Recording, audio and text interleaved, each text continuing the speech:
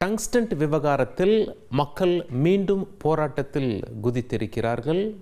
Tungsten கனிம சுரங்கத்திற்கு வழங்கப்பட்ட அனுமதியை ரத்து செய்யாத மத்திய அரசை கண்டித்து மீண்டும் போராட்டத்தில் குதித்துள்ளார்கள். அங்குள்ள பொதுமக்கள் அந்த காட்சிகளை நாம் தற்பொழுது பார்த்து வருகிறோம்.